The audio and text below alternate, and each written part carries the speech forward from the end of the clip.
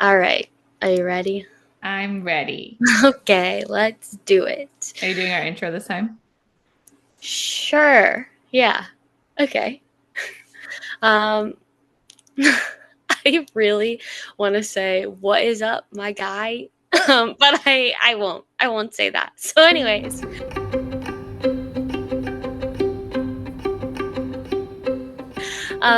hey, what's up everybody?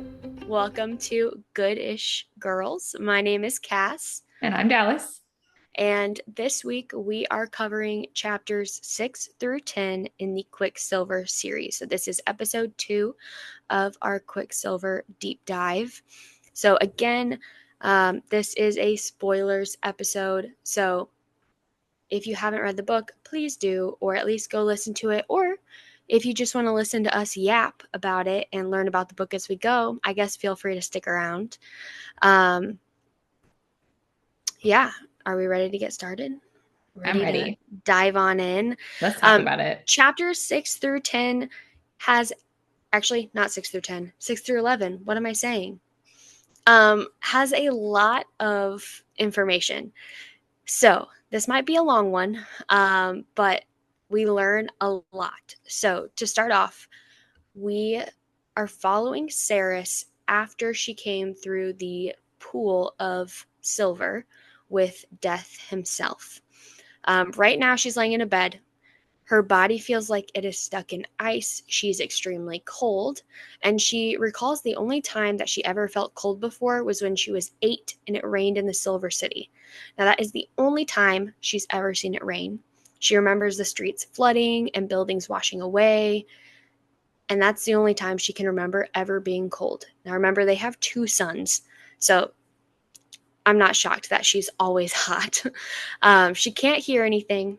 She can't see it. Well, that's a lie. She can see things. Nope. Hold on. Bring it back. I'm Wow. blind. We're going to get there. She can't see right now, but she can hear. That's what I was meaning to say. And she hears a female voice that she notes that she enjoys and hates. And sometimes she doesn't recognize the language that the female is using. Um, as the time passes, we don't know how much time at this point, her vision starts to come back and she feels her fingers and everything coming back in. She's not as numb anymore. And she sees a female who is 24 to 25 years old with long blonde hair and braids and vivid green eyes. She can't speak. She can't get any words out. And so the female's like, oh my gosh, hold on, hold on.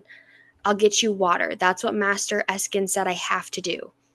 So she runs over, gets her a little cup of water, and brings it back. The cup is full, right? And she says that that is 4 days worth of water, which she's like, this is going to end in me having to pay some crazy debt to this lady. I'm not drinking it. I'm not doing it. And she keeps telling her, the lady keeps telling her, drink the liquid. So then she decides, I'm going to outsmart this girl and I'm going to drink the liquid so fast that she can't take it away from me. That's our So girl. she chugs the water and the girl's like, oh my gosh, let me get you some more. You must be so thirsty. And she fills the cup up all the way again and brings it back to her. And she's like, what the heck is happening? And this is where we find out that she has met Everlane. So Everlane and her are kind of going back and forth while she's trying to get her to drink this water, which is incredibly shocking to her, right? Because they get 6 ounces a day, and now she's had 2 full cups of water. So that's 8 days worth of water that she would normally have, and she's just like throwing it back, which I thought was crazy when you think about it in that way. So yeah, but they continue their introductions. And while they're talking, Everlane tucks her hair behind her ear, and her ear is pointed. And Saris loses her mind. Her mind starts throwing out words like warmonger, cannibal, beastly creature, no sense of morality. They then discuss what Ceres was told about Fae and what is true about the Fae, because Everlane is extremely offended by these words that she brings up. So, for the things that Ceres was told, that is not true. One is that they haven't had wings for thousands of years. She's always told Fae have wings and they can fly. Hasn't been that way for a pretty long time, Everlane says. Ceres asks Everlane to show her teeth, and Everlane's like, absolutely not. That is so rude. I would never do that in a million years. I'm not doing that. One of my favorite parts about this book. She was like, show me your teeth. Like, Everlane, she's like, how dare you? Excuse me. She's like, what the fuck did you just say to me? It's such a like crazy gesture to just be like, show me your teeth right now. But yeah, there's canines there, but she's not going to show them. The other thing is that Fae, or that Ceres was told Fae has disease. They're riddled with diseases. And this is where Everlane gets a little mad, because she's like, excuse me, we haven't had diseases in millennia. It's you nasty little humans that bring the diseases into our world. So they have this little moment back and forth right after she's like, show me your teeth. And then Everlane's like, screw you. You're the dirty little thing, not me. And so then to finish that moment, Ceres is like, you know what? I'm just going to leave out that Zelvaran moms use the Fae as a scary bedtime story. So like she's like, maybe I should just end it here. Things are not going well. Like I'm not getting off on the right foot with this girl. So they kind of switch topics, and Ceres brings up that her last memory is a man carrying her through the silver pool after she grabbed the sword and turned it.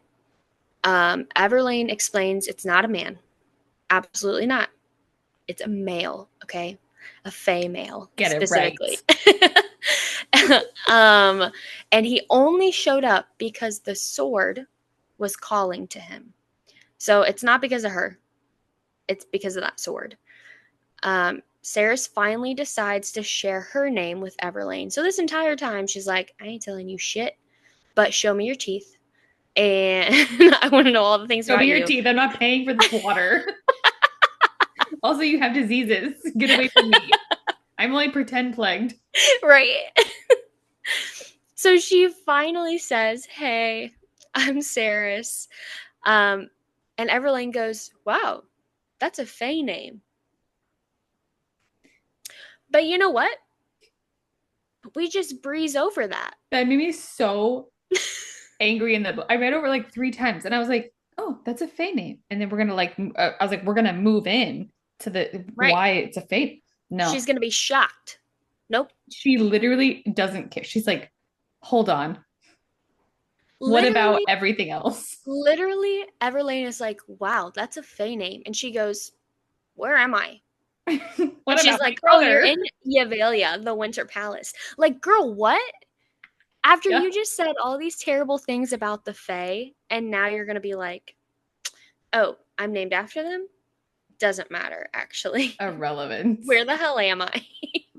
Like, that is just wild to me that she did that. But anyways. You killed me. That's a one red flag. There's another one coming up, so don't worry. So then, right, she says, you're in Yavalia in the Winter Palace. So we find out where she is. Okay, she's in this Fae kingdom. All of a sudden, a male, right, so Fae, with sandy brown hair past his shoulders and dark brown eyes, muscles, barges through the door. And we find out that his name is Renfis. Now, he needs the chain that is on Ceres's neck. And she doesn't even realize there's a chain on her neck. So then she's like touching it. She's like, what the heck is that?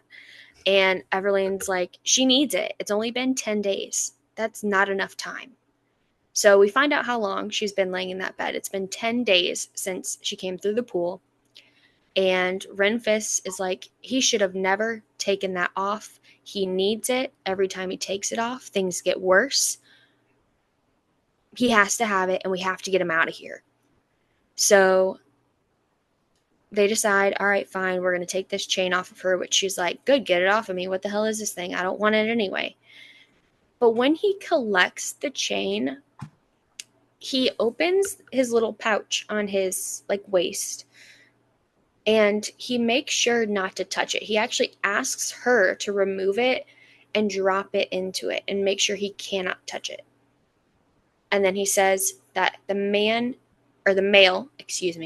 needs to return to Kalish. So that's the first time we hear that word as well. Don't know where that is, but he says he's got to go there. So he leaves to go return the chain to the male. Wow, see, Everlane would be so mad at me if I was throwing that water right in your face. So then Everlane takes Saris to bathe, which she just wants to go home. She doesn't want to bathe. She doesn't want to get dressed. She just wants to do nothing, right? She's like, I don't want to be here. And Everlane's like, she's never bathed. So yes, yeah. And Everlane's like, absolutely not. You're going to get in this bath. You're going to clean yourself. You're going to get dressed up. Because we've been waiting to get that sword for a very long time. You are incredibly important to us, and my dad wants to see you in an hour.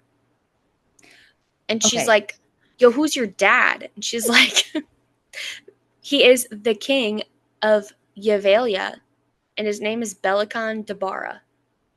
Bam.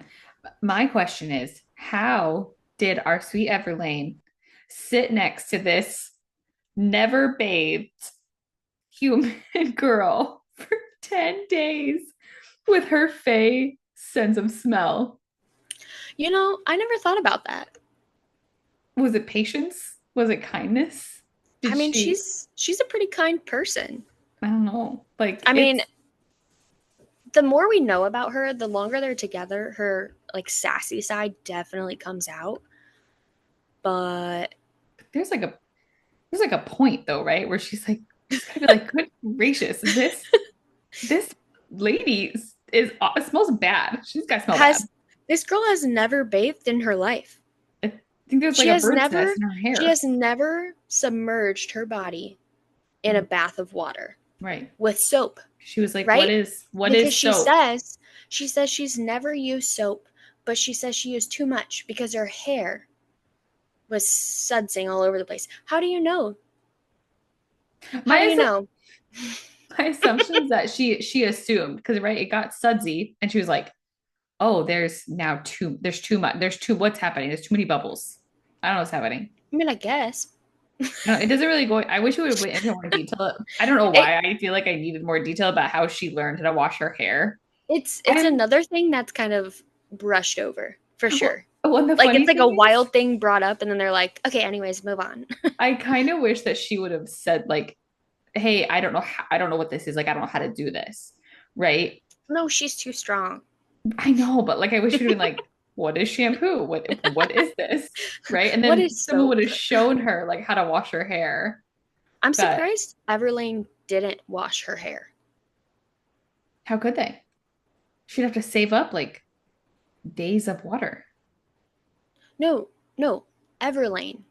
Oh, like, I see. Why did Everlane not wash her hair? Yeah. I feel like a lot of times in almost these like fantasy series, if they have to take a bath, there's like people that bathe them, right? And like in ACOTAR, right? Or in Akamath, when she goes to Rhys's court, she has the girls that bathe her. I think she's more of a secret, like let's hide her away right now. Like we can't bring like the handmaidens in. Because eventually like there's more people that start like showing up around the area, but yeah. I think they're like, let's keep her on the DL. Right. But I think that Everlane would have helped her if she would have been like, hey, actually, help me. I'm sorry I asked about your teeth. Can you help me wash my hair? I don't know what I'm doing. What do I do? Yeah, she's like just sitting in this like tub of water. I mean, whatever helps, I Like a guess. toddler, just like splashing around. So yeah, so Sarah's bathes. She changes, and she changes into a dress against her will. Everlane's like, "You're not showing up to meet the king in pants. Put a damn dress on." So they get her in a dress, they get her hair done, and Everlane compliments her and says, "Dark hair is a rare trait among Fae, born with Faye. high status and royalty." And Sarah says she doesn't give a fuck. Then we move on to the next chapter. So, red flag number 2. Red flag Foreshadowing. number 2. Okay. She's like, "You got a Fae name." Anyways, and by the way, your hair is dark, which people, Fae are going to be like shocked by this. You are like a Fae, like a rare trait of a highborn person. I don't give a fuck. Okay, what, girl? What do Okay. you mean? Someone, if someone came up to me and was like, "Hey, your name is actually like Faye or some other, I don't know," and they were like, "Then your hair looks like this," I would, I would stop everything. Mm-hmm. Like, I'm gonna need you to pull out your history books. I'm gonna need you to break this down. I need your family tree lineage. It's Are we related? Like, are we related right now? Are we it's family? like the you know the meme of, oh gosh, what's her name? The Jennifer from Hunger Games. The one Jennifer It's a great question. I Jennifer who plays in Hunger Games. I only see Jennifer Aniston in my I mind. That's all I can think of, It's not and the right it's not one. her. Um Can you imagine though? anyways, she's on the hot ones where she's eating Oh no, I know the, who you're talking about. yes, and she says, "What do you She mean? she What do she you mean?" fell And over she's in the like, pretty dress at yeah, the. and she's like freaking out. She's like, "What do you mean? What do you mean?" That's what I would be. That is the meme that I need slapped up here for if somebody told me I had all these Fae traits. I'd be like, "What do you mean?" But no, Sarah's just like, "I don't give a fuck. I don't care. Don't care Where's, about my life." where's my man brother? Anyways, all right, Okay. whatever, girl. All right, so Long. that's the end of chapter 6. Okay, we move on to chapter 7, and they had to meet the king. While they're passing through the palace, they pass a series of statues. So this is where we learn a little bit of history about the Fae and what they believe in, and even some of the stuff that Sylvarin believes in. So as Everlane passes every single statue, she touches her forehead and bows her head as she passes. So she explains that they are the gods, which Sylvarin does not worship gods anymore. They just have Madra, okay? Sarah says that her mother told her most of the names of the gods were lost as time passed. And Everlane gets pissed because she's like, Madra's been around forever.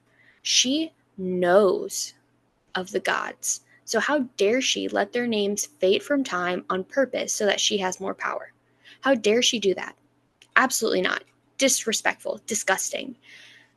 And this is where we learn a little bit more about those plague bags, right, from that first little section. So Saris explains that believers of Madra carry a piece of Madra's hair in their pouch, and they scrape ashes from living sacrifices into the pouch as well. That is a ward against the plague, and if they do that and carry it, they will receive never ending life. So Madra came in, removed all the gods that all have their own things, and is like, I'm the all powerful, and if you do these things, you're going to get never ending life. I mean, But honestly, though, it's a good tactic. yeah, but like, as far as we know, she's the only human that has lived that long. So why hasn't any of the other people figured out in Zilvarin that it's not going to do that for them. Maybe they weren't believers enough. She was like, oh, they didn't believe hard enough. That, you know what? True.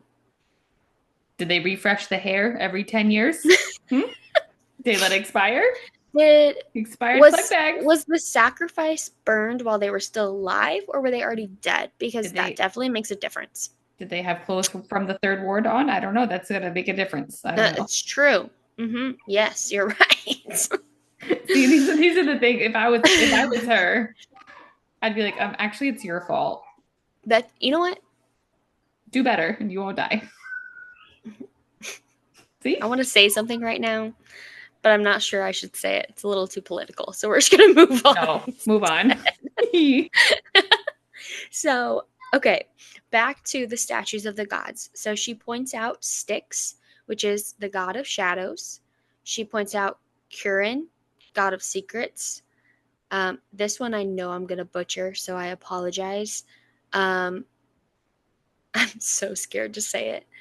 Nisinai, which is goddess of masks, and Maleus, god of new beginnings and dawn.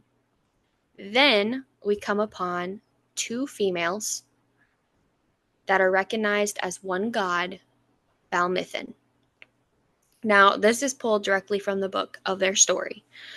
Everlane says they were twin sisters, goddesses of the sky. Legend says that they were once one god, but a mighty storm came and Balmithan refused to take shelter as it raged across the land. The powerful spirit within the storm was furious that Balmithan did not cower before him, so he lashed her with forks of lightning over and over and over. She didn't die. Instead, she cracked and split into two, becoming Baal and Mithin. Baal is goddess of the sun/day, and Mithin is goddess of the moon/night. Now remember, in Zilvarin, they have two suns, right? Mhm. Which are called Balea and Min. So she remembers seeing these two in the castle on the wall with those names marked as the two suns in the sky of Zilvarin. So it's like a link between her place and her home. Whereas in Yavalia, they have a sun and a moon. So this is also where we find out Zilvarin has no moon. It is always just two suns. Can you can you imagine? Not only are you literally two goddamn suns 24/7 all the time, right? No darkness. And then going to another place through a crazy portal and then going looking outside or going outside and being like, what the absolute hell is that white thing in the sky? Why does it have dots on it? What's happening? Why is it? And then like going the next day and it being a different shape. Yeah, and she's never seen it dark. She Right. doesn't know what the outside world looks like dark. And she really is like, help, I'm blind. Like, there's so many parts that we're going to go through in this little episode where she's like, what the hell? What is that? And what is this? And why does it look like this? Like, it's wild. Like, it's just so crazy. So many new experiences. And I feel like when I first read this, I didn't catch any of that. I was like, oh, yeah, okay, she's never seen a moon before. Cool. Like, and now when I'm going back through, I'm like, hold on, wait, what? Never Like, seen a moon. yeah, that's wild.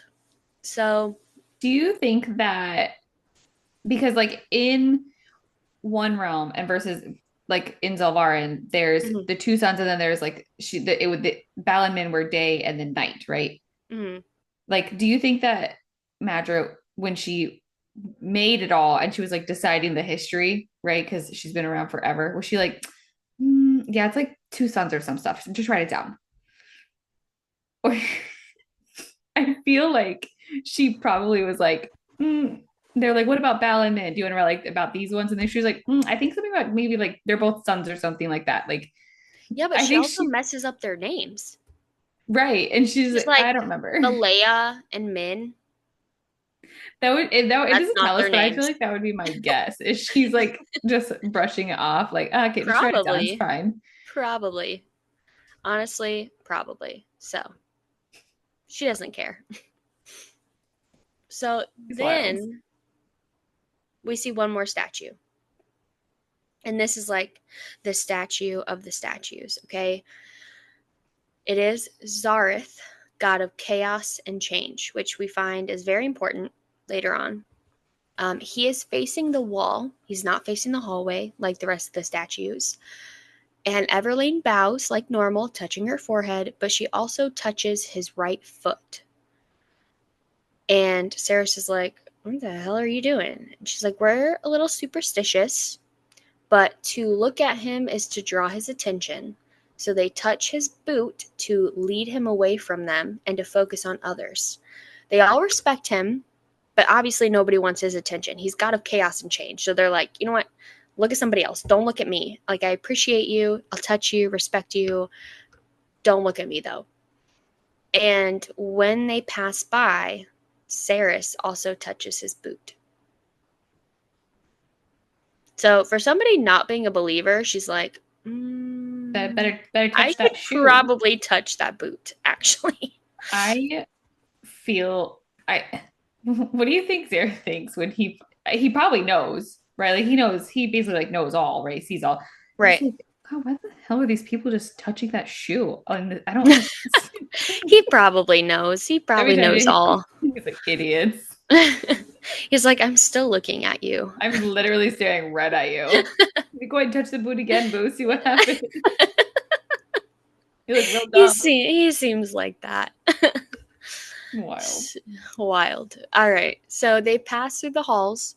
She says she's freezing. And Everlane's like, oh my God, you're being so dramatic. Stop. There's fires everywhere. And Yavalia is kept at a comfortable temperature by magic.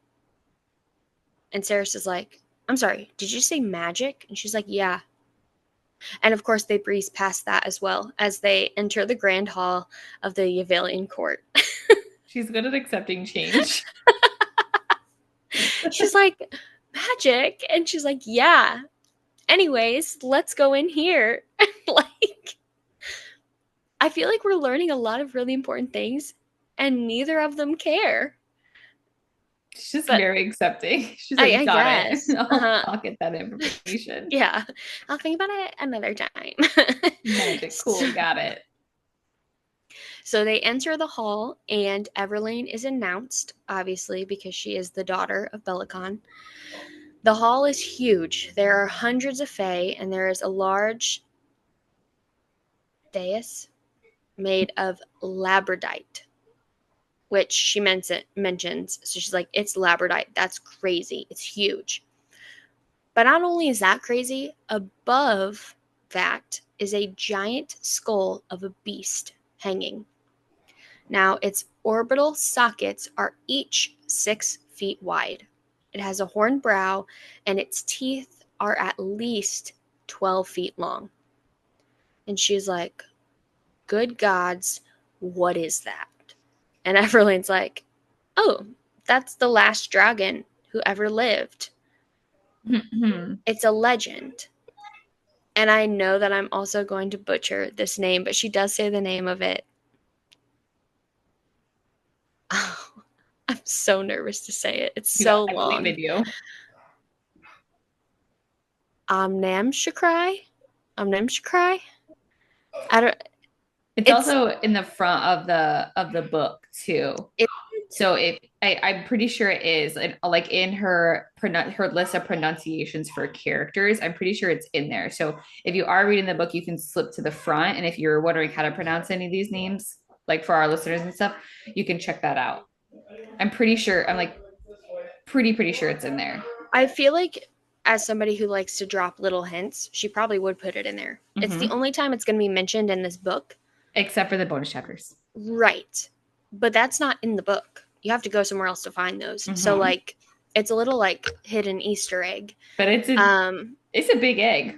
It is, yeah. And as being somebody who either listens to the audiobooks now, but when I read books, I am one of those people that I just go, a dragon name, a legend. Like, You just go I, Om Nom. Dragon Om Nom. Moving on. I'm not, like, I just, I don't retain any names unless they seem really important.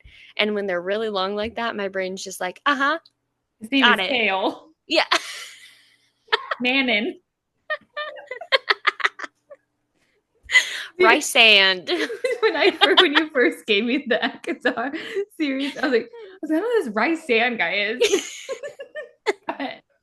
People used to get so mad too. They'd be like, "It's Reese," and I was like, "No, his name's Rice." Like, Rice Sand, Rice. obviously. Don't. Okay, so Belicon starts talking, and while he's talking, she notices that the sword that she pulled out of the ground is in front of him.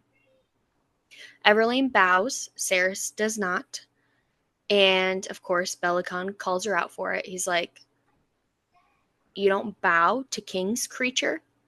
Literally calls her a creature, and she's like, "You're not my king."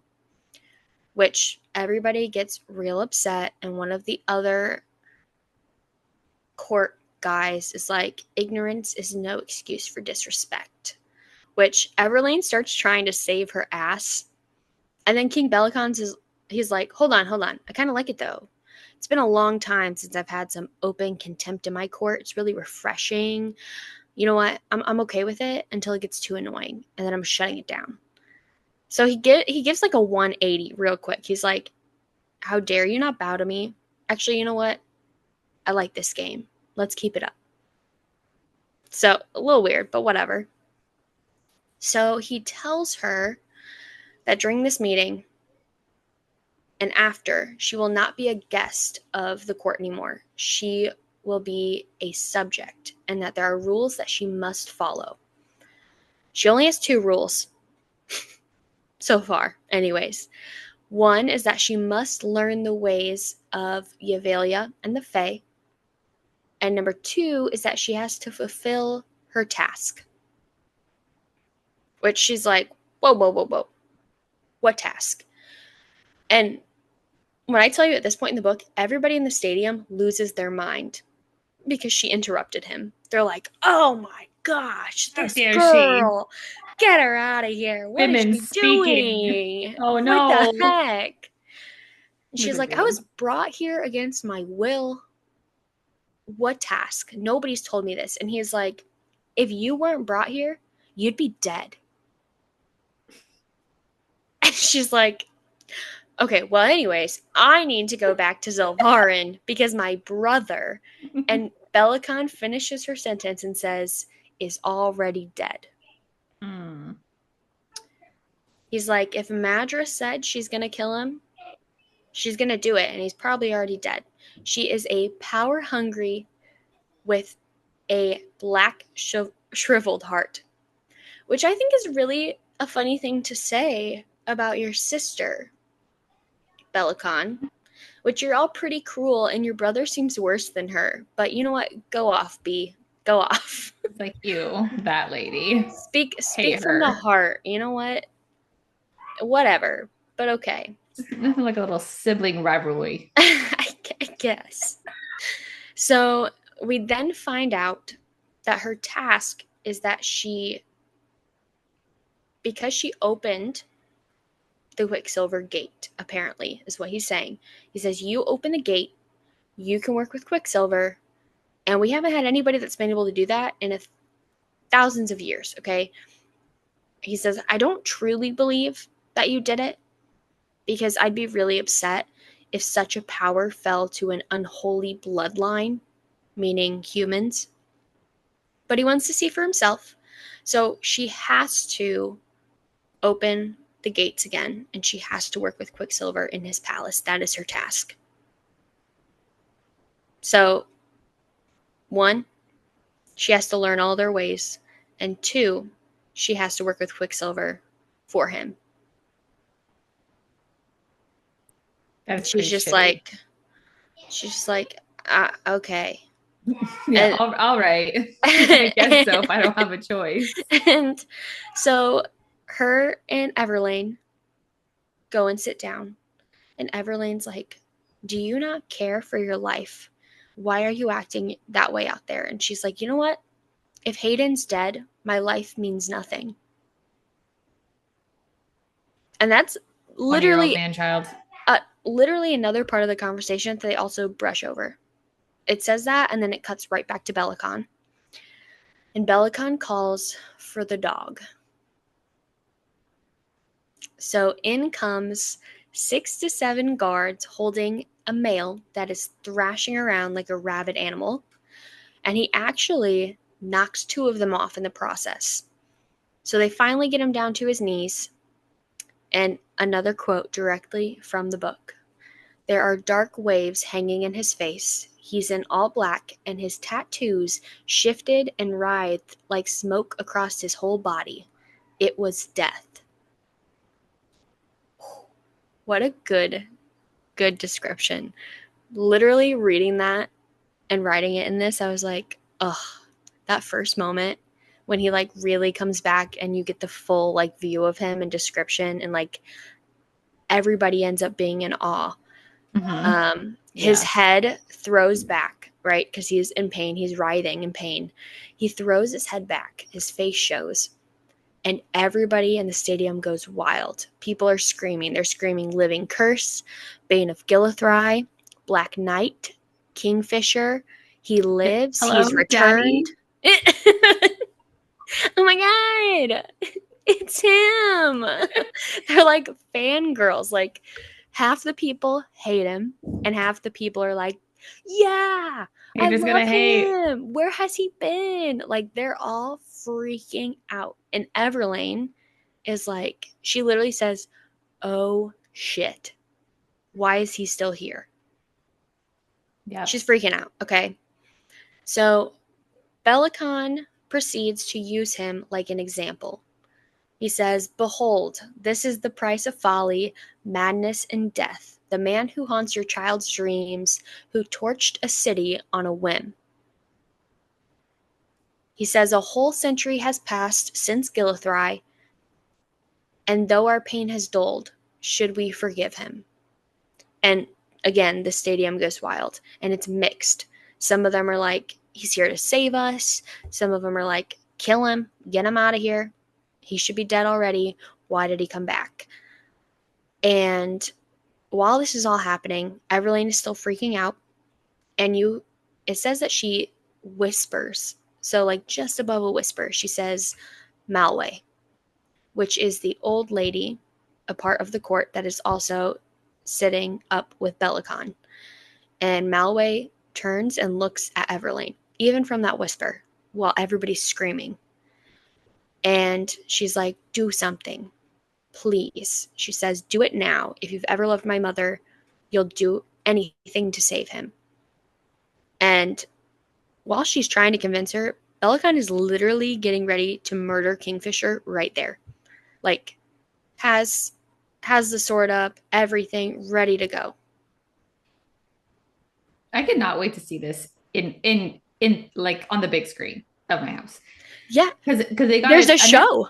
So they got it. She got a Netflix deal. It was like a 6-figure deal. So this is going to be like a Netflix either series or a movie or something. But it is coming to the screen, and I cannot wait for this scene. And I really hope that it's as dramatic as it is on the pages. Right, and honestly, with Netflix doing it, Netflix or HBO are one of the two best that could probably put this right. Yeah. Like, agreed.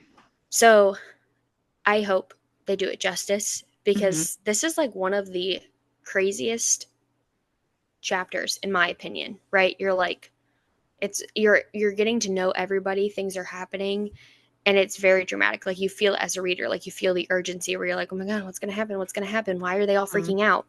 Yeah. So she did a really great job writing it, and I hope they do a really great job translating it to the screen.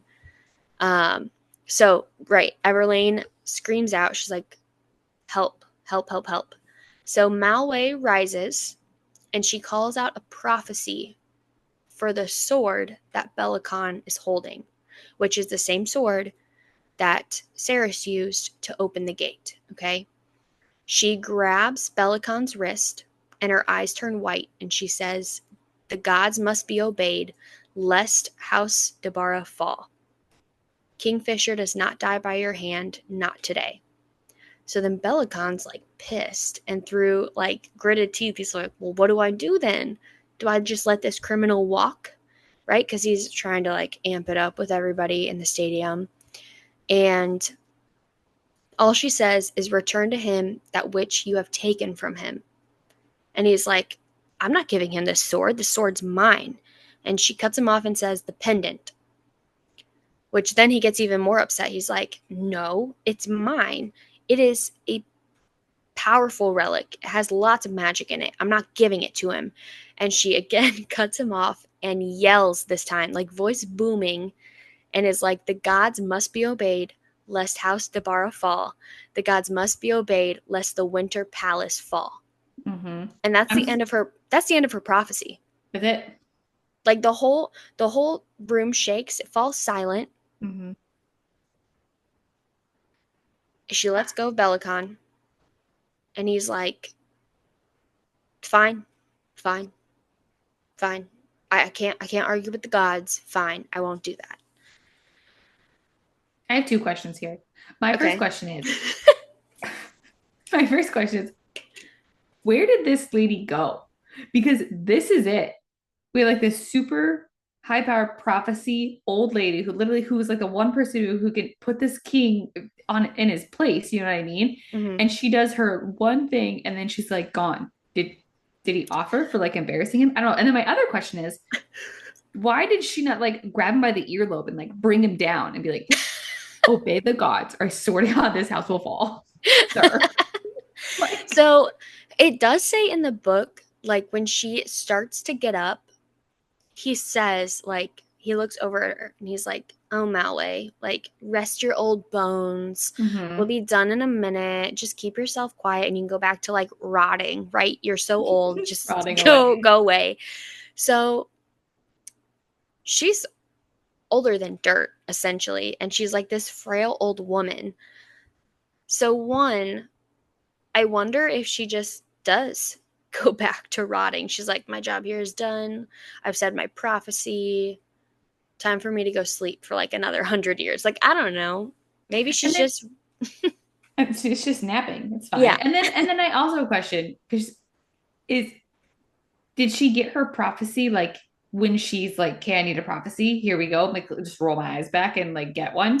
Or did she pull this prophecy out of her ass to help everyone? So it does say that she has to touch a person to get a prophecy, which is why she grabs his wrist. Mm-hmm. So, and since her eyes turned white, I believe that it honestly is a true prophecy, right? But I wonder if she didn't touch Belicon's wrist specifically, if that same prophecy would have came about. I don't know. Like, I wonder what else would have come. Mm-hmm. So, yeah.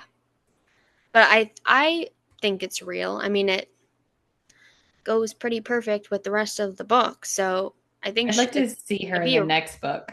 I hope so. Like, go visit her. I kind of like her. I kind of want to know more about her too. Mm-hmm. Like for Everlane to have such this like close connection with her, or even just like threaten and be like, if you loved my mother, you would do this. Yeah. Like, who are you? What's the history there? Right? Mm-hmm. Like, I wish they would expand on that. So I hope she does. It'd be nice. I would like that. Yeah. So the stadium goes silent, right? He's like, all right, I'm not killing him, whatever. A voice rings out and says, send him back to the front, make him fight, make him finish what he started. And this is where Renfis comes in again. And we find out he's the general of the army, and he is supposed to be on the front lines right now. So Belicons is like, why are you here? You're not supposed to be here. You're supposed to be on the front line. Why are you coming against my orders? And he's like, I'm not. Your order was to win the war by any means necessary. And you want me to win, I need Kingfisher. We all need Kingfisher to win. Obviously. Everybody needs a little Kingfisher in their life. And so Belicon is like, okay, all right, you got me there. You can have him, But he has to stay a week to help Cerys. Once he finishes his week in the forge with Cerys, he's banished from my court. Get him out of here. He goes through that gate of silver. He's done. And they're like, bet. Okay, no problem. So they let go of him. Renfis runs forward and fastens the pendant around his neck, and they all exit together. Now tell me why Renfis couldn't touch the pendant earlier, but he can touch it now to put it on him. Do you think it's because Sarah's smelled really bad? And he was like, I don't really want to be near you. Can you please put it in the bag? Oh my God, I didn't think about that. I just thought of it right now. He's like, I don't really want to go near you. Just, I don't want to touch anything that you've touched. Wow. And then they like went and washed it. He said, now I can put Maybe. it on you, Kingfisher. Wow. The book All doesn't say right, it, but Ren. I'm All like right, thinking. Ren. Okay, sir. No, I mean, Discriminatory, whatever. can't blame Anyway, him. He's never taken a bath in her life. That's true, yeah. So the boys exit, and Everlane is like, we're leaving too. So she grabs Cerys. She's like, I want to leave. And her dad's like, okay, you can leave. Bye. She has to ask to leave, which I find really weird. But, anyways, so they leave the hall, and Everlane is furious. She's like, why the hell is he still here? And how dare you let him get that far to almost killing him? And Renfis is like, yo, I was jumped by 8 guards before I could even get into his room. What do you want me to do? Like, they beat the crap out of me. Like, he's got a black eye, a busted lip. Like, he's like, what did you want me to do? And they're like arguing back and forth, right? She's like, you're so stupid, blah, blah, blah, blah. And he's like, I couldn't do anything. And Kingfisher finally speaks for the first time. And he says, stop bickering. In between, throwing up in the corner. So he's like hunched over in the corner. They're like arguing like brother and sister. And then all of a sudden you hear this voice and that just says, stop bickering. And they continue to bicker, but this time they're bickering against Kingfisher, being like, why would you go through the gate without your pendant on? Why would you do that? And he's like, I had my ring this whole time. It's fine. I'm fine. He's like, I had my ring. And she needed it. And they're all upset about it. So they're having this whole argument kind of back and forth in the hallway. And Kingfisher's just like, I'm tired. I don't want to argue. I want some whiskey and I want to go to bed. And so Elaine's like, all right, go back to my room. It'll be safe. And she turns to Cerys, and Cerys is like, how dare you not tell me that your people are in a war? I don't know where. She's like, how dare you not tell me in the, like, 3 hours I've been awake that your people are in a war? And Everlane's like, girl, we've been in a war since before I was born. Like, this is normal around here. What do you mean? Oh my God. She's like, there's always a war going on in the Fae. Like, I didn't think about it. But she does leave her with the thought that even in times of peace, there's always a war going on with the Fae. There will be people who pretend to be your friend, but often they're hiding knives behind their smiles. So be ready, because you never know when they're going to send them into your back. And then she takes her back to her room. Again, another thing that she's like, a prophecy, a very important piece. Yes. Very okay, let's go to bed. Well, that's very sad. Anyways. So she's like, you have a Fae name. Okay, cool. Cool. And she's like, there's magic. Yeah, sure. Okay, right. Although we're at war, a normal thing that happens in pretty much every realm ever, always. And she's like, oh my God. Literally. She's like, you have dark hair. You have a rare trait. Yeah. All right. Also, be careful because people will like stab you in the back. Okay. But war? R.I.P. Wild things that she focuses Yeah, I on. don't know why she's upset about it.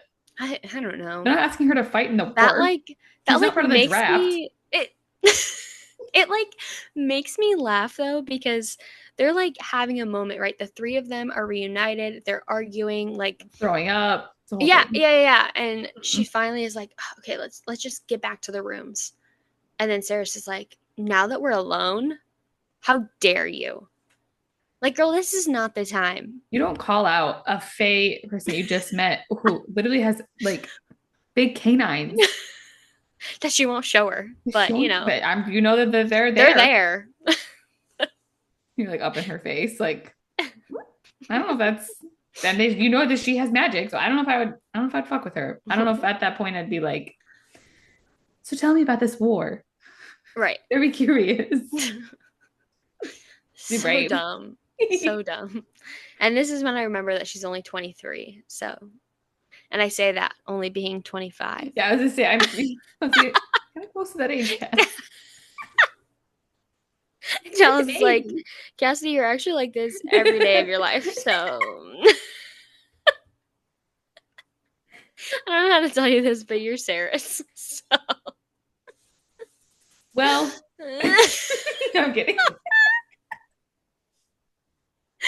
Oh my gosh. All right. It's fine. It's fine. You know what? She's not a bad person to be. And if I get my own kingfisher, I'm She's not still too my mad about favorite it. FMC. So it's Yeah, she's pretty. I would honestly, which is crazy for me because I do be loving Feyre, but I think she's above Feyre for me. So, that oops, is a big step for you. oops. So, It's a okay, big step. chapter 8. Woohoo, Let's get it. we're getting there. Um, so she wakes up and it's dark. So she's like, "Oh, my blackout curtains must be pulled." Right? Because they It's don't have obviously nighttime. daytime. Yeah. So she's like, oh, my curtains, I need to open them. She wakes up, goes to the window. The curtains are open. It is, in fact, nighttime. And she sees stuff falling from the sky that makes her feel like she's hallucinating. It's snow. So, right off the bat, two double whammies. She's like, what is nighttime? And what is snow? Never seen it in my life. Just another preface of weird things that she's never encountered. So her and Everlane decide to go to the library. Everlane's like, you're going to study up. You're going to learn what Fae is, okay? And she mentions that the library is absolutely beautiful, right? It's got these stained windows. There's stacks and stacks of books. There's multiple levels. It's beautiful. And she mentions that her mom worked in the library in the third ward and had unlimited access.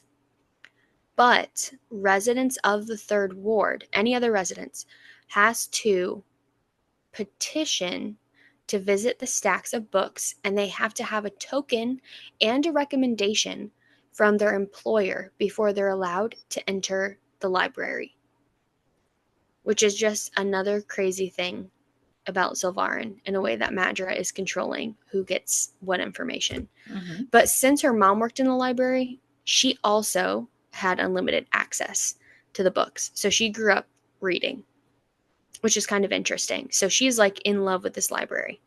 Do you think Hayden went with them? Because she doesn't mention that. Mm-mm. I honestly, Hayden didn't do crap. Well, that's not like, but like he was probably with because he's 3 years younger. So like That's if true. she was a kid, he was probably a lot younger. So I feel like he was probably there. But I thought it was interesting that she didn't mention his presence. Yeah, I don't know.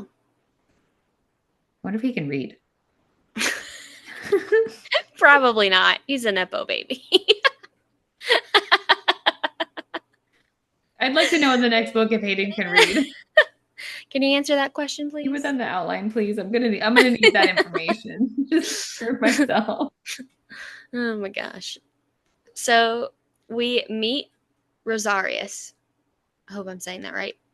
Who is the librarian who is just reappointed. And he seems to know Everlane pretty well, so they kind of, chat back and forth.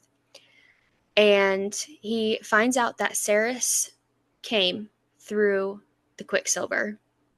And so he's like, so you opened it. You're an alchemist. And Lane's like, whoa, whoa, whoa, whoa, whoa.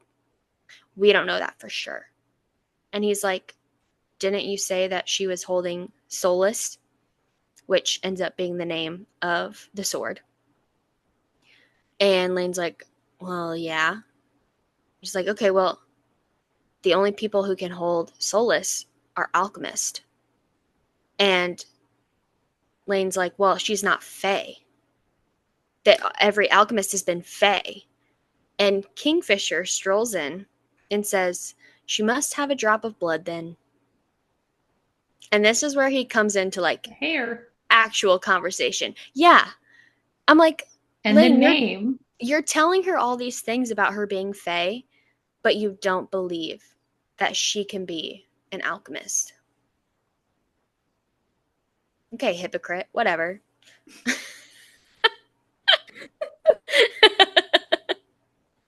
So Kingfisher comes in, and this is where we start to see his personality and who he is, which I love. So I'm not gonna lie, there is quite a few parts in here where it is their direct conversations going back and forth, because I feel like you really need to like know their like, I don't know, relationship. It's pretty cool to see it develop. So after Kingfisher says she has a drop of blood, Lane and Fisher start bickering back and forth and about how he shouldn't be around the court by himself, like where's Ren, blah blah blah.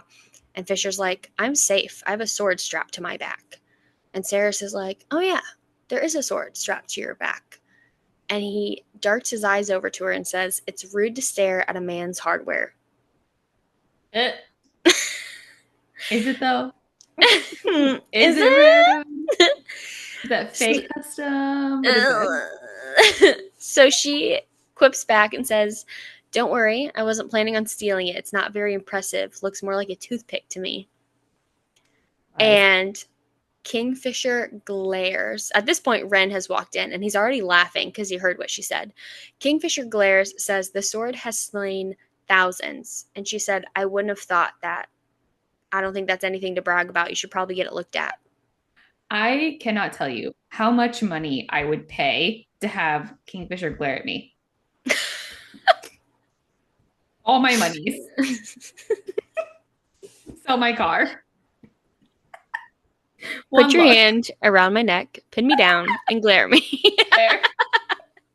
That's it. That's all I need in life. Carl, back talk if you want. I don't know. He likes does it. It's fine. There are some crazy things that come up in their conversations. So, you know what? I'm all about it. I'm here for it. 100%.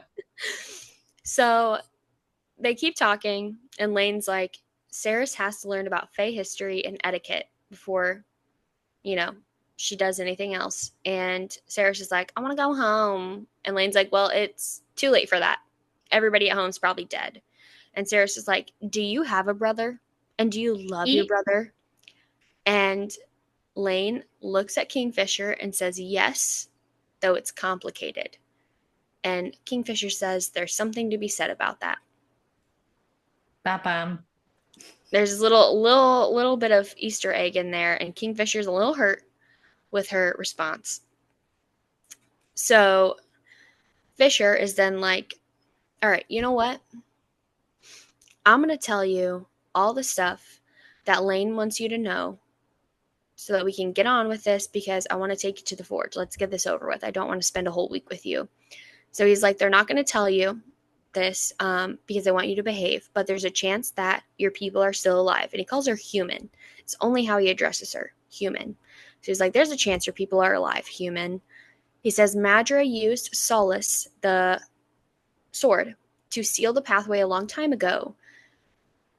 But since the sword has been returned, a war is going to come.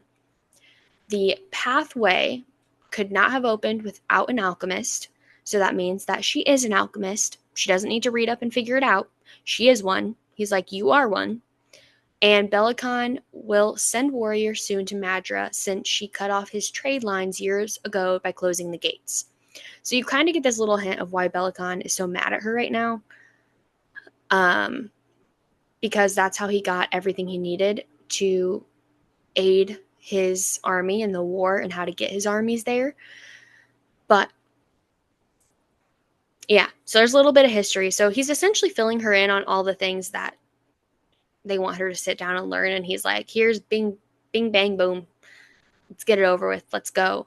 He also says, though, that there is a rumor of the Dianthus heir in Zelvarin, which is a Easter egg for later. So he wants to see if they can find that. And that Madra will probably have anybody and everybody join her army if Bellicon does send warriors, because she doesn't have enough right now. So he's essentially saying, if your family's alive, they're going to be joined in the army at some point. Like, she's going to put everybody in the army. So be aware. Again, he mentions that he took off his pendant, put it on her to walk through the gate, and that he had the ring that protected him. That's why he could take off the pendant. And in this conversation, he ends it with, have you ever channeled Metal's energy before? He has 2 questions for her. That's the first one. And at first, she kind of is like, what do you mean? And he's like, you would know. You would know. And she recalls every time that she has, right?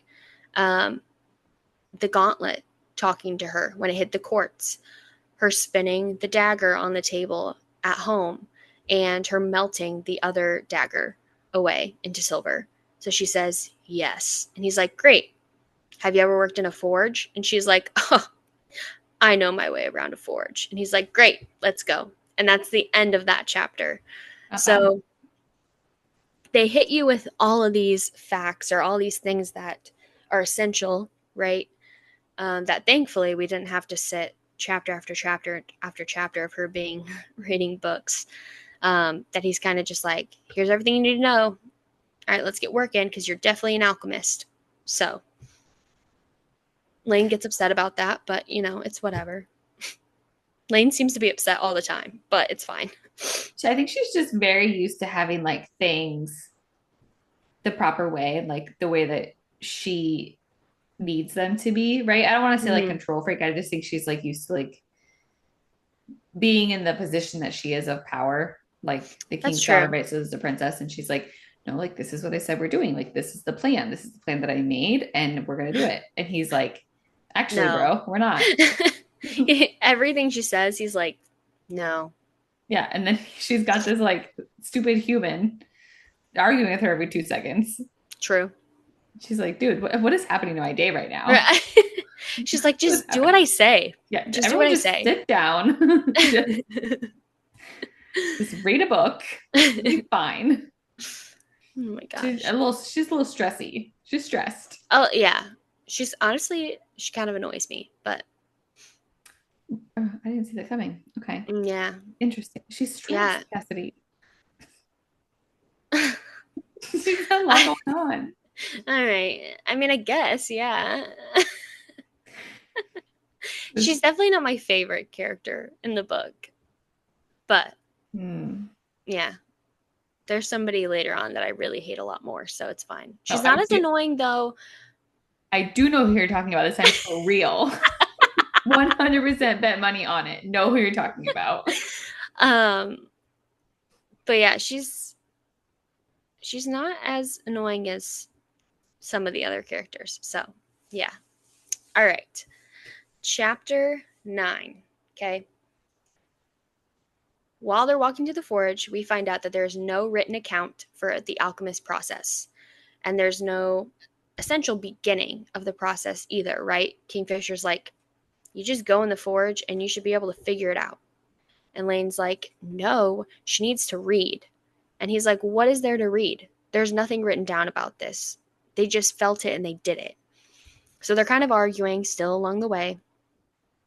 And again, he says, all right, O'Shaleth, which is the first time we hear this word. He says, Lane is not going to let this go until I give you the cliff notes. So again, he comes in with the cliff notes for Fae, and he's like, bing, bang, boom, here we go. She is the only human in Nevalia. Okay, he's like, this is a distinct pleasure. You better appreciate it. You're not safe.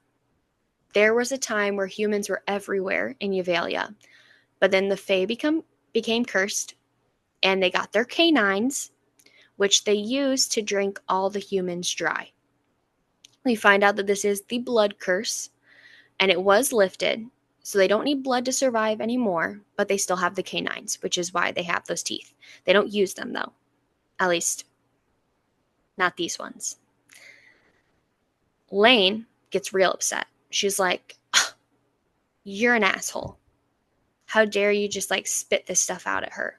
And he says, did you spend the last century forgetting what a piece of shit I am? The bane of Gilthry, the Black Knight. And she says, you're my brother. And she says, sometimes I wish you weren't. So Kingfisher says, careful, little sister. We don't want to spill all of our secrets in one go. To which she responds, fuck you, and walks away. Which, that line, I'm like, ooh. I mean, he is kind of being an asshole right now, right? Like, everything he's doing, he's like, I just want to do what I want to do, and I'm going to get out of here. But she's kind of also the same way. They kind of have that in common. They're just acting about it in a different way.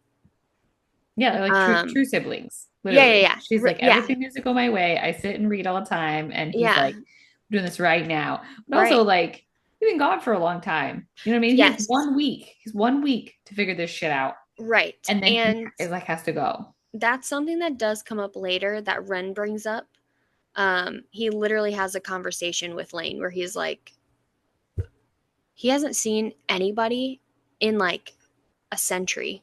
Cut him some slack, right? Like, he's different. We know that. But like, girl, really? So it's a whole thing. So this is where we start to see that argument really like building. Mm-hmm. So Ren and Saris start to follow Lane, but Kingfisher is like, Saris, you don't want to go with them. You want to come with me, and I'll give you all the secrets in the forge. I'll give you everything you want, O'Shaleth. And she's like, what is that name? Stop calling me that. And he's like, it's a type of butterfly.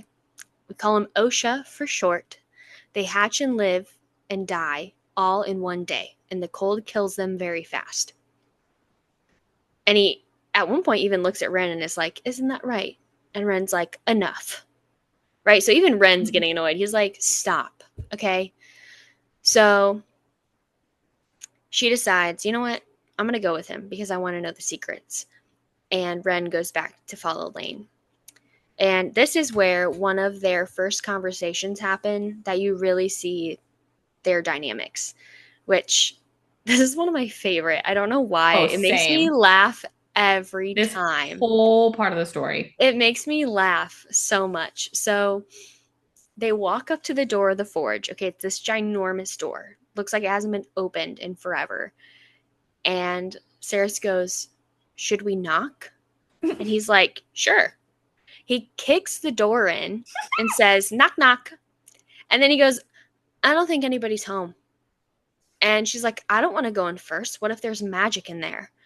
And he turns, he puts up both of his hands, opens his eyes wide and goes, oh no, not magic. Literally in the book, the way she wrote it makes me laugh so hard. So yeah, he's like, oh no, not magic. Yes. And she's like, ass. He calls her coward. He's like, it's not warded. She goes, how do you know? He's like, because I'm magic. And she's like, what about you is magic? And he said, everything. Literally everything. My sword, my skills, my personality. And she says, your personality is trash. And he says, bait me and see what happens. So that's one of the first conversations they have. Yeah. And it's one of my favorite. It makes me laugh every time I read it. I love it. I love them. I like to think that I would not act like her And I would just be like, okay. But then I know that my toxic trait is, even though I am like 5'2", I will get into a man's face that is above 6 foot. And I will I will speak my mind, You right? pull Like, him down by his chain. You're like, get down here. Hold on. sir, it's the earlobe down here, but like I don't mess with people my own height. They're scary, right? But like tall it's like tall men. I'm like, I have something to say to you, sir. So I feel like I would trust. Listen here. Listen here. I feel like I would not want to act how she's acting, and I would just be like, oh, tell me again. Like how dumb I'm a dumb Oh human. Like, no. it's fine. Call me up. What was the name? Oshelia? Okay, got it. Like, but then I know that I would just be an absolute like bitch to him the You know whole what? time. He would like it.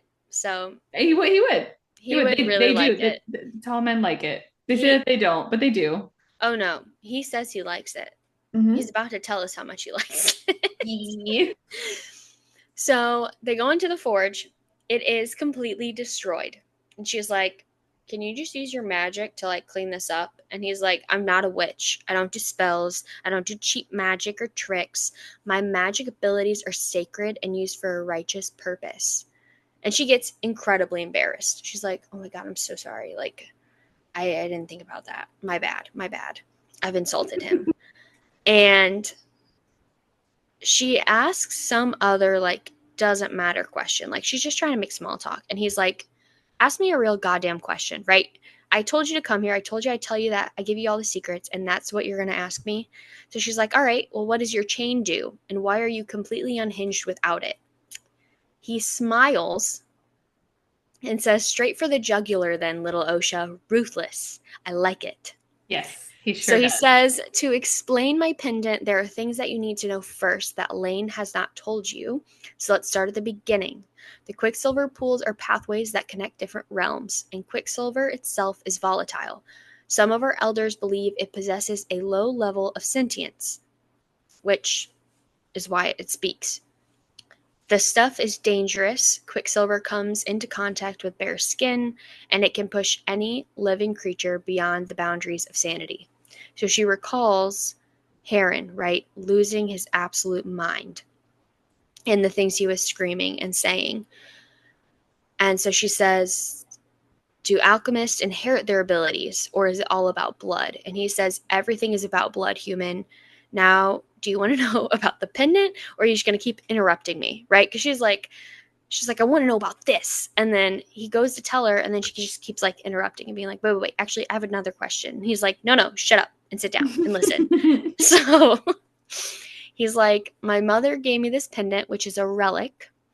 He was 11, and it was the night before they left the Winter Palace. She knew that he would need it for later when he came of age and joined Belicon's army.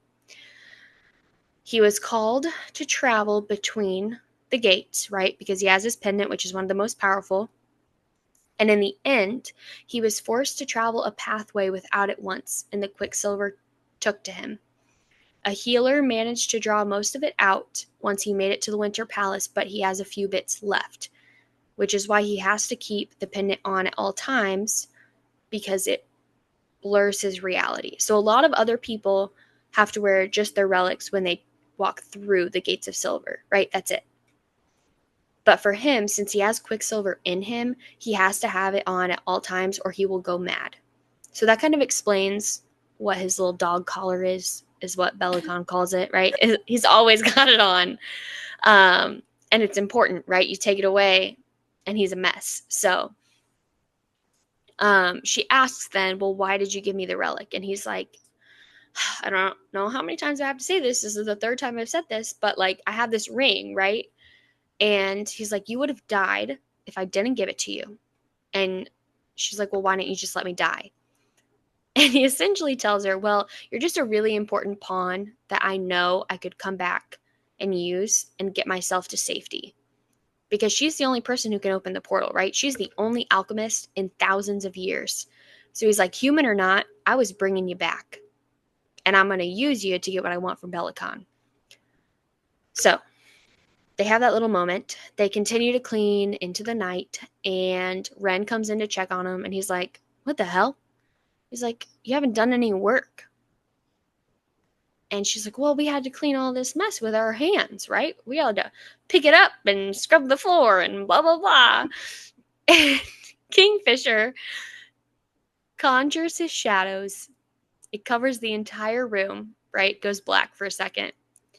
And when it goes away, the entire room is clean. I can't. It's one of And my favorite scenes. she says, you monster. And he goes, I just wanted to see if you knew what hard work was. Also, I told you I was magic. He winks, and then he's gone. Whatever I What? would pay for him to What glare a at little me, shit. I would pay double for him to wink at me. What a little shit. The literal best. He's like, I'm going to spend all day with her, make her work on her hands and knees. Yep. And then Ren's going to be like, what the hell are you guys doing? And he's like, oh, yeah, by the way, Bing! gotta go. Bye. It's clean. What a jerk. What a jerk. I But I love love it. him so much. I feel like I would have picked a different word than monster. I would have said many mean words all at once. Right. Nah, you monster. That's what she says. I feel like I would have thrown some like a broom, a right. dustpan. Well, he I don't cleaned it all know. up. It's gone, right? Like before, there was broken pieces of glass everywhere. She There's thrown got to some be glass some at him. item. Find an item. A shoe? You got Throws a shoes? table. Throws Yeah. a table. Get out of here. Maybe clean all day. It's Oh cold my out God. here. I don't want to be cleaning. I'm tired of this, Grandpa. That's too damn bad. Keep digging. Oh my gosh. Chapter 10. The next morning, they head to the library. Kingfisher's eating in there, which is a big no-no. All right, the librarian's losing his goddamn mind. Lane is like, you wonder why Bellicon calls you a dog. And Kingfisher's head snaps. His silver in his eye flashes, and he's like, I don't wonder. I know why he calls me that. And Ren says, it's because of his deep loyalty to the crown. And Kingfisher retorts with, it's because I bite. Which I love. I love him so much. Yeah. So Lane yells at Kingfisher, turns into a whole argument. She's like, why are you always acting this way? Why can't you just be good? Blah, blah, blah, blah. And he's like, you know what? Treat me like the dog I am. Throw me outside. Make me go eat with the other dogs in the stable. Actually, you know what? I'll do it for you. So he gets up, takes his stuff, and he leaves. And she's like, oh, I didn't mean for that to happen. And he's like, I'll see you later, Osha. I'm done. So Ren reminds Lane, this is the part, that he has nowhere to sleep. He has nowhere to eat. He has no place that is technically his home in this palace. And he hasn't been around people for 110 years. In all caps, I wrote, cut him some slack, okay? Mm-hmm. You can't be mad at him when he's lived the worst life for the last 110 years. Like, he's coming back to not normalcy, but he's trying to figure out what life is now. And he's like, can you imagine? And she goes, actually, I can. I spent the first 3 decades imagining in great detail every day. And now I just try not to think about it. But now that he's back, I have to sit here and see what kind of hell he endures every day. She's Bitch, sitting that's at her not the same. She's sitting at her table eating her snacks. I wonder what Kingfisher is going through right now. It's probably terrible. Num num num. Oh my gosh, let me go hang out with my friends. Hold on, I have to go. Yeah, Like, let me. She's like chilling at the library. And what Kingfisher's doing right now? This is terrible. Shut your mouth. What do you mean? This is why I find her truly annoying. I never really until you said it that way. I never thought about it like that though. You know what I mean? But like reading back on it. I was like, no, you can't. But okay, whatever. Can't so do Ren is like, don't give up on him, okay? Like, things are gonna get better. He's gonna get better. And she makes like a face, and she's like, well, and he's like, you already have, haven't you? And she's like, well, I haven't, but like, and he's like, if I have faith for him, I have faith in you that you will still believe in him. So this whole moment happens, and Everlane says once Ren leaves that He says to Ceres that Kingfisher was the best thing in her life and the only good thing. So now that he's gone, which he's not, it's hard for her to accept it. Bitch, he's right in front of you, but okay. Right there. Anyway, so they continue to study in the library, and this is where we find out what alchemy is. This is where Ceres finds out what the heck all this stuff is that they keep telling her about. So alchemy is a form of magic. It's forgotten, long, dead, old magic, okay? There's 3 branches of alchemist. Fae, who start to discover the pathways to immortality. Fae, who sought to create an event and transmuting various metals and ores. And Fae, who sought to cure illness and disease. So they obviously are like your Fae number 2, or your alchemist number 2, okay, right? You transmute metals and ores. And Rosarius, the librarian, tells her that thousands of years ago, alchemists used their gift to alter the state of compounds and transform them into precious metals, which is how they got the majority of their swords within the royals. But there's no record. There's no record of what compounds they used, how they did it. They just know they were successful, okay? At some point, Quicksilver came into that, and that's how all the realms became connected. So essentially, all manners of chaos ensued after.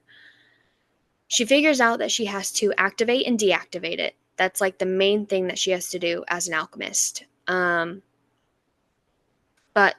there's nothing written about it because the second kind of alchemists all live short lives because they went mad and killed themselves. So she's like, what the fuck? Great. I'm so glad. Woohoo. Yay. What do I have in my future? Death. Where's that oracle at? Right? Tell me what's gonna happen. So as they're reading, she then has this like moment where she's like, hold on, why can't I read these books? And they find out that when the Fae first traveled to the human realms, they took their common tongue, which is what she's speaking in, over, and that's what the humans adapted.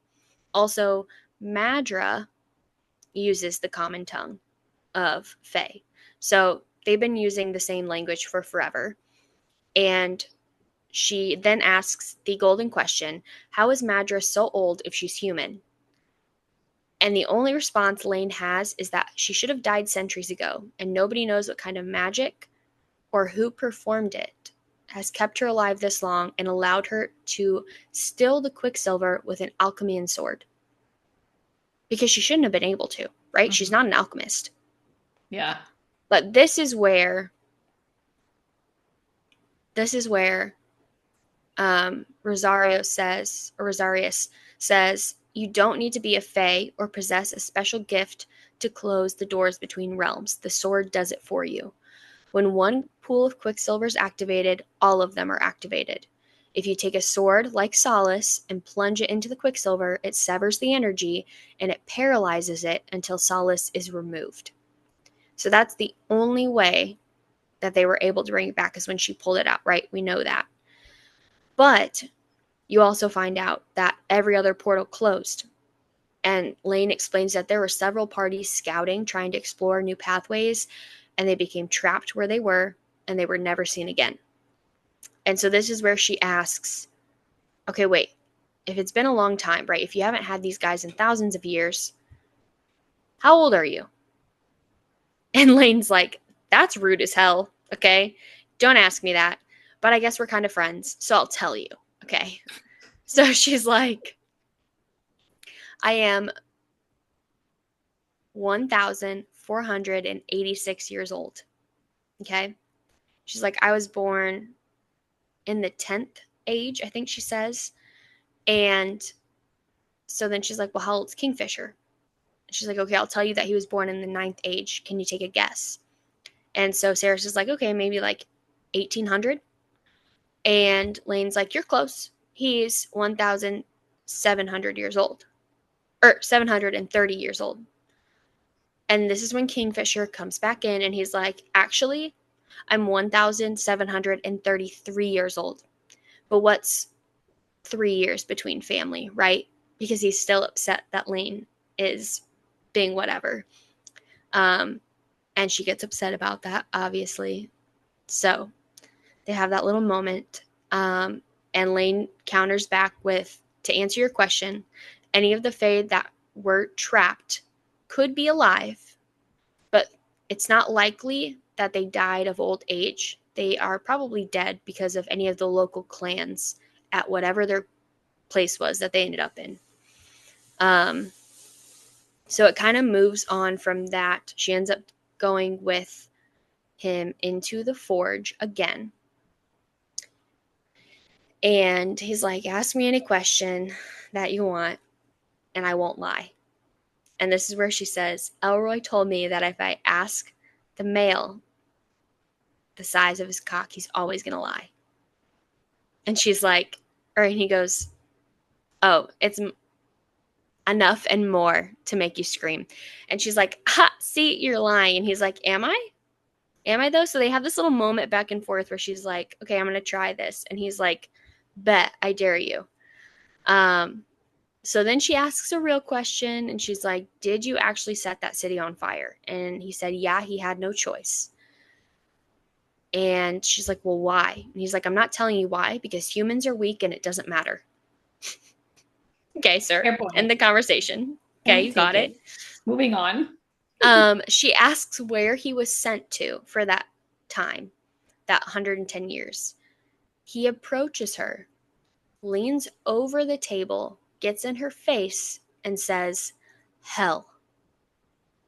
He then says, hold out your hand. So she does. He puts something in her hand, closes her hand, and puts his hand around hers, keeping it shut. And he goes, tell me what it is. And she starts freaking out. She's like, oh my God, this thing hurts, right? She's like saying, ow. She's like, it's burning, it's hurting, it's cold. And he's like, tell me what it is. And she's like, it's burning and it's cold and it hurts me. She's like, make it stop, make it stop. And he's like, make it stop yourself. And so he's egging her on and she's like begging him. She's like, make it stop hurting me. And he's like, figure it out. And he's like, listen to it, talk to it. And she keeps calling him a piece of shit. She's like, it's saying that you're a piece of shit. And he's like, keep talking to it. Keep talking, because that's not what it's saying. He says, the faster you do it, the faster it will be over. She says, fuck you. And he goes, there you go, you hungry, needy little bitch in heat, begging to be fucked. Okay, sir, pop off. So she screams, let go. And he screams back at her, listen. There is pain and there is you. Nothing else. Move past it. Figure it out. Figure out what it's saying and show me that I'm wrong. Show me you're tougher than what I think you are. And all of a sudden she hears Anarath more. Anarath more. Anarath more. Yes. And she says it out loud. Kingfisher freezes, eyes wide. He looks at their joint hands and she snaps out of it. She opens her hand and sees a tiny ball of liquid Quicksilver. And she freaks out, but he's like still touching her. He's just not, holding her hand closed anymore. So he's like, calm down. As long as I'm touching you, the pendant covers you. You're safe. And he goes, you passed the test. And she says, what would have happened if I didn't? And they have this whole argument. And he's like, reach for the Quicksilver. Speak to it. So she reaches and she can feel it. And she can feel the weight in her hand. And he says, tell it to sleep. So she does. And it goes to sleep, and it turns to a solid bead of Quicksilver in her hand. His face turns to amusement, and he says, I have to say, I was expecting that to go different. And then she punches him in the face. Yes. Right in the mouth. She's like, you're done, actually. You're done. Same. Like, I resonate with that. Honestly, it makes me laugh. I forgot about that part until I read back through it, and I was like, oh yeah, lol. Oh, I can't wait to see that one on the big screen too. Like, right? Right in the tension. Lip, oh, it's gonna be so good. It's gonna be great. I'm very excited for it. Oh, all right. So, chapter 11. I want you to know that this chapter is called Swallow. That's pretty important to me. Anyways, For the record. We start the chapter with Everlane scolding her for punching Kingfisher. And she's like, you're so lucky he didn't act out even worse. And she's like, I feel like he acted pretty bad. He threw her over his shoulder, brought her to her bedroom, threw her on the bed, and yelled, bad human. Best line of the book. Bad human. Like, that is wild. So she calls Kingfisher a mindless savage with a shitty temperature. Temperature, lol. A shitty temper. And everybody knows this. And Everlane's like, stop. She's like, no, it's true. He is. Your brother sucks. And she's like, whoa, whoa, whoa. Don't say that out loud. And she's like, the brother part is not common knowledge. It's really complicated. So this is where we get the backstory. Lane's mother was married to the Southern Lord before she married Bellicon. She had Fisher with her first husband. When Fisher was 10, the king sent his father on a mission to Zilvarin, and he never returned. That's when the gates were still. The king said that Fenrin, Fisher's father, was responsible for the Quicksilver and declared him a traitor to the Fae. Kingfisher always said that Madra was responsible for the Quicksilver, which might be partially true, but he also has never believed that his father was responsible, even though there's no proof against that. So there's also no proof that his father's dead. Right. He's just never returned. Second book. Right. Who knows? Papa Fisher could come back. He's probably just as handsome. I bet. I can't wait. I have no doubt. So Bellicon then announces that he's going to be engaged to Lane's mother, which he's never met her. But he's like, the only way to prove you're not a traitor is to marry me. But we find out that Finrin was very wealthy, and Bellicon needs the money to pay for the conflict breaking out with Sansaroth in the war. So he calls the mother there with all her money and is like, you're going to marry me. And she shows up with Kingfisher as well. And he's like, what the fuck is this? He didn't consider a son from the first marriage. He wanted a son of his own. He didn't want Kingfisher to be the heir. He's like, hell no. So he gets her pregnant, which Fae children are a rare gift. Most couples only have one. So for her to have two is pretty crazy. But then they find out, right, that it is a girl and it is Lane. And Bellicon is mad at Fisher because Fisher used up his mother, right, to make an heir. And we find out that Lane's mother dies during childbirth. So Lane is kind of like that child that nobody wanted. That's why Bellicon doesn't really treat her like a daughter. And he also hates Kingfisher. Because he never got his heir, which was the point. But, I mean, at least, hey, he got all the money he wanted, so he can't be that mad about it. True. He gets money. So Lane leaves, and Saris hears Anarath more. And she kind of goes into a trance again. She's like, what the hell? Somebody knocks on her door, and Kingfisher walks in, bringing food. And he has twice as much armor on as before, which is noted. I love this part. So he's hungover, and he's like, listen, I got nowhere else to go. I'm going to eat in your room. It's pretty nice since I brought you back here yesterday. I like it. So I'm going to stay here and eat. And she's already like, just get out. I don't want you here. Get out of my room. They're like opening and closing the blinds, fighting with each other. And he's like, today has rules, okay? No shouting, no throwing punches, no physical exercise. And she's like, Kingfisher, your lip is bleeding everywhere. His tongue darts out to feel the blood. And she feels something rush through her. This is where my second favorite conversation comes in, okay? So Kingfisher's gaze snaps to her. He says, careful, human. Fae have an excellent sense of smell. You'd be amazed what we can scent floating on the air. She gets extremely embarrassed, right? She's like in her mind stuttering over words. She's like, what? Oh no, I'm not trying. I don't find him attractive. What do you mean? I can't do it. Like, she's freaking out, trying to think of like something else to say to change the subject. And all he says is, you're making it worse. And she's I like, feel like at that point I gotta walk away. I feel like I gotta go. so then I'm out. she blurts out, she's like, why don't you get your lip fixed? And he's like, well, I was gonna get it fixed after this, but now I've decided against it. I You think I'm gotta actually keep gonna it. keep it as a souvenir. And she's like, oh, what a time to remember a human girl landing a hit on you and drawing blood. And he says, I like being surprised. I'm a fan of aggressive foreplay. Which she's eating. She chokes on the food that she's eating, and he leans forward, smiles, and says, swallow. The A banger. best, the best line in the whole book right there. Literally. Oh, it gets me every I love time. that she named the chapter that. You know what I mean? Like that's like a It's cherry on top. That is a it's a chef's kiss. pivotal moment, okay? Mm-hmm. Ugh, It's I a great love moment. him. I love him. All right.